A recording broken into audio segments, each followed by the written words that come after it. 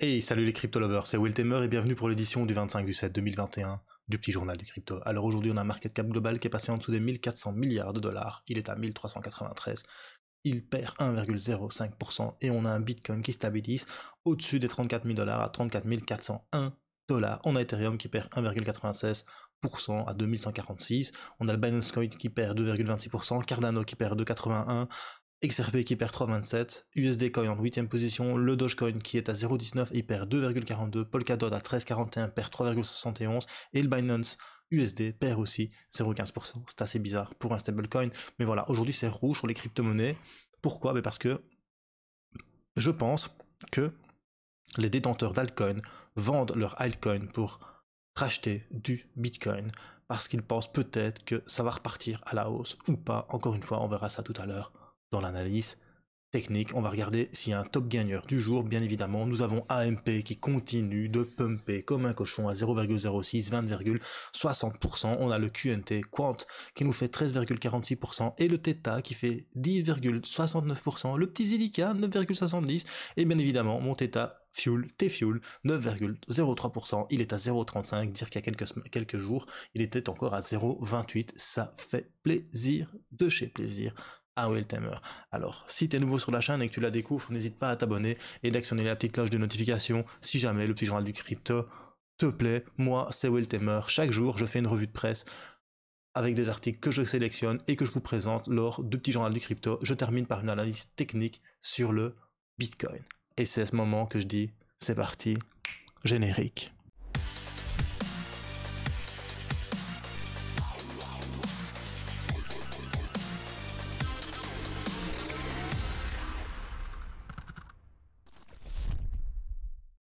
Alors si tu es nouveau, n'hésite pas aussi à t'abonner à Twitter Culture Crypto. Tu as tous les liens qui se trouvent en description, en bonus, en prime. Tu as Will Tamer Trading, c'est mon compte Twitter qui a dépassé les 10 000 abonnés, même les 11 000 abonnés. Et c'est spécifique au trading. Alors on est dimanche, conclusion, je voudrais remercier toutes les personnes qui ont acheté un t-shirt, 3 tasses, Choose Life, Choose Freedom, Choose Bitcoin sur la boutique cette semaine. Ça fait un petit peu d'argent encore en plus dans la cagnotte pour pouvoir m'acheter mon Canon 5D. Merci à tous. Il y a eu 5 achats, ça fait super plaisir. C'est pas la quantité qui compte, c'est le geste qui compte. Donc je vous remercie. Tous les dimanches, je vais vous remercier. Franchement, ça fait super plaisir. Le soutien, malheureusement, encore une fois, je ne sais pas qui achète.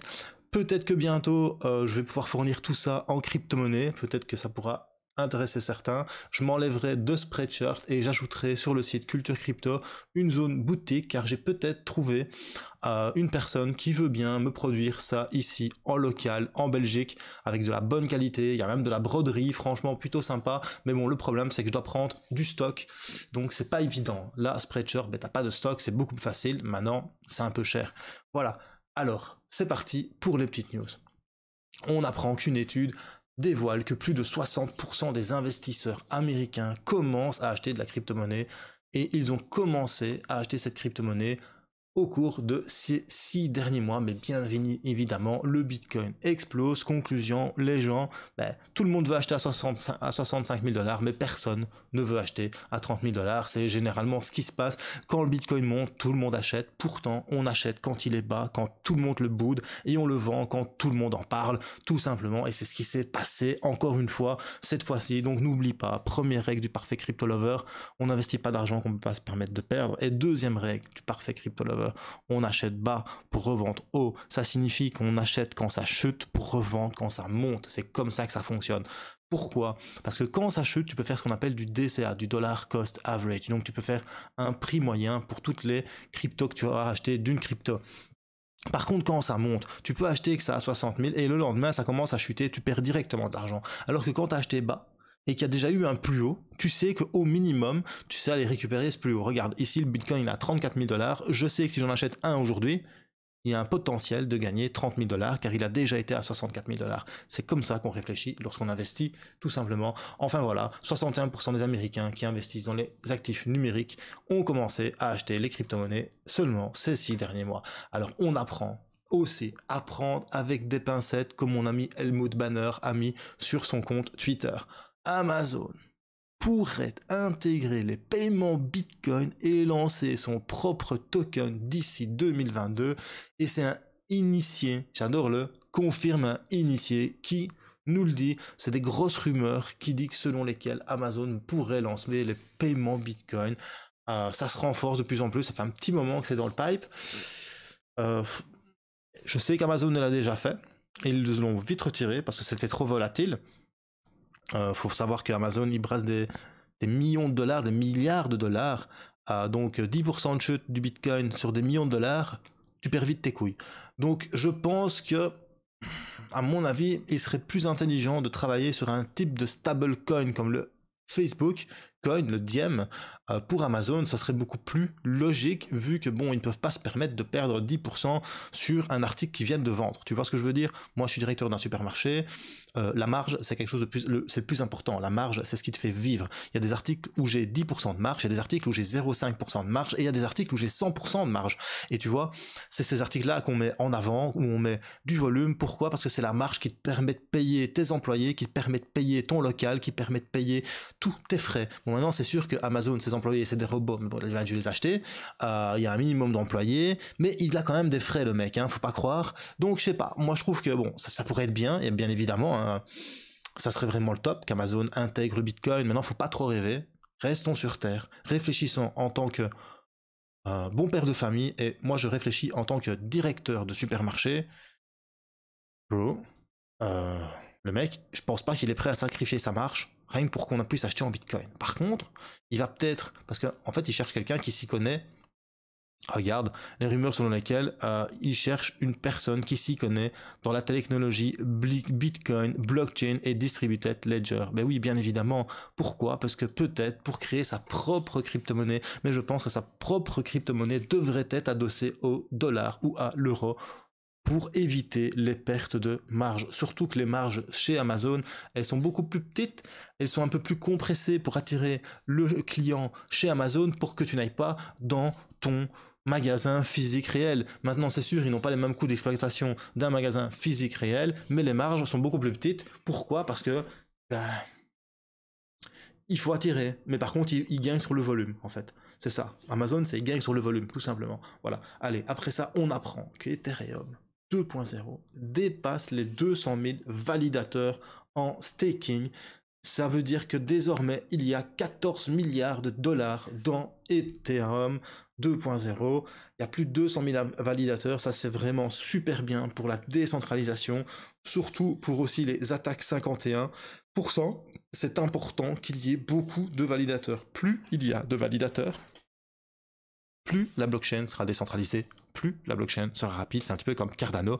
Cardano, il y a énormément de pools de staking différentes. Pourquoi? Mais justement pour qu'il y ait cette décentralisation et cette rapidité de transaction. Alors pour l'instant, il y a 6,6 millions d'Ethers qui sont stakés, et ce qui vaut une valeur globale de 14 milliards de dollars. Et ça, c'est plutôt sympa pour Ethereum. Je pense que le fait qu'Ethereum pour le moment pump, c'est pas anodin. Ethereum 2.0 va vraiment changer la donne pour Ether. Et je pense que bien évidemment les mineurs vont perdre de l'argent parce qu'ils minaient beaucoup d'Ethereum, mais ils vont forcément mettre leur Ether en staking pour continuer à gagner de l'argent avec Ethereum. Et en plus, plus on va stacker d'Ether sur des pools de staking, moins l'Ether va être disponible. Conclusion, offre, demande. Il y aura moins d'offres pour la demande. Conclusion, le prix va augmenter. C'est pas plus con que ça, c'est ça aussi, les crypto-monnaies comparativement aux actions traditionnelles. Alors, grosse nouvelle, éclat de tonnerre, même coup de tonnerre dans le monde du trading, FTX annonce la suppression de l'effet de levier le plus élevé. C'est un petit peu comme si BitMEX arrêtait de faire les effets de levier x 25, 50 et 100. Et bien voilà, FTX n'autorise plus les gros effets de levier. Désormais, les seuls effets de levier disponibles et le maximum sera le x20. Pourquoi? Parce que Bankman-Fried, le créateur d'FTX, qualifie l'effet de levier élevé et plus haut que x20, malsain pour l'écosystème des crypto-monnaies. Et franchement, pour moi, c'est vraiment quelque chose de très important qui vient de se passer. Personnellement, je ne trade pas avec effet de levier. Personnellement, je fais du margin trade. C'est pour ça que je trade sur Bitfinex. Sur Bitfinex, je ne sélectionne pas du x2, du x3, du x5, du x10. Sur Bitfinex, en fonction du volume qu'il y a sur un asset, tu as un coefficient Par exemple, le Bitcoin, ça peut monter jusqu'à x10. Ça dépend combien tu as de marge.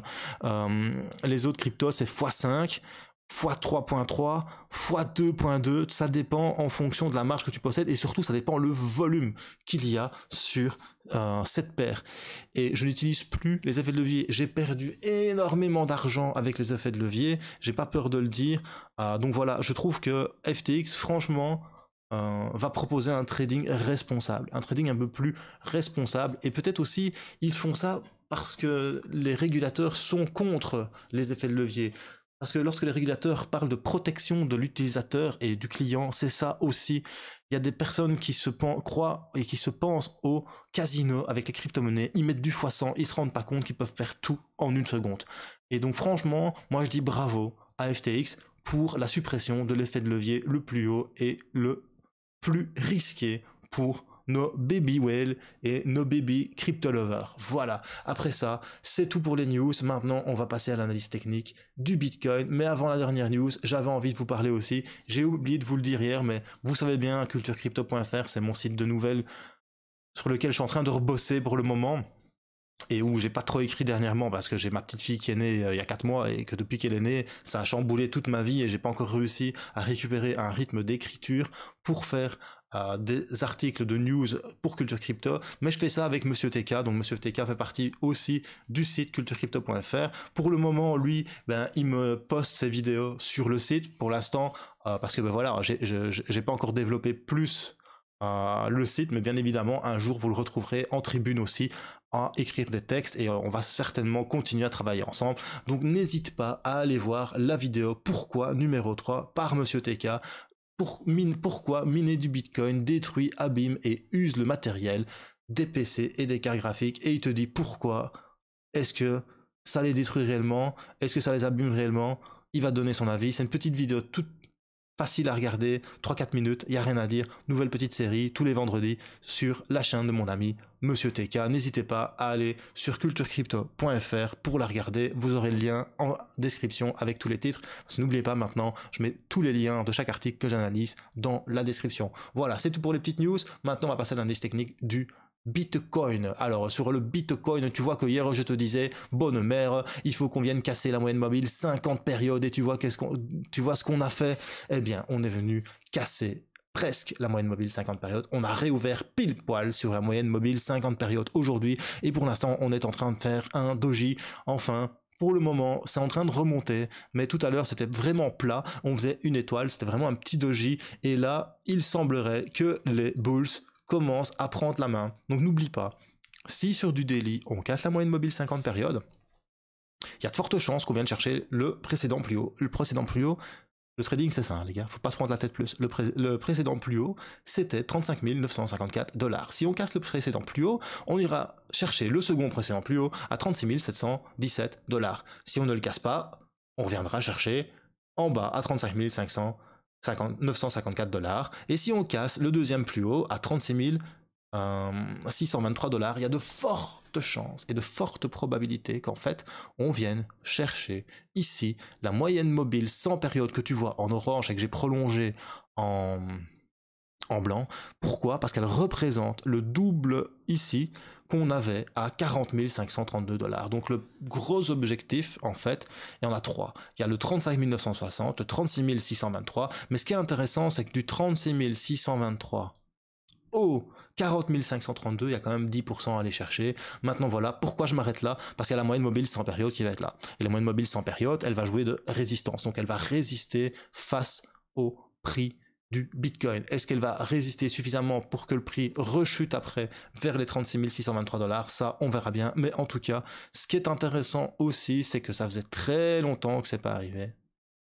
On a fait sur le RSI un haut plus haut que le précédent.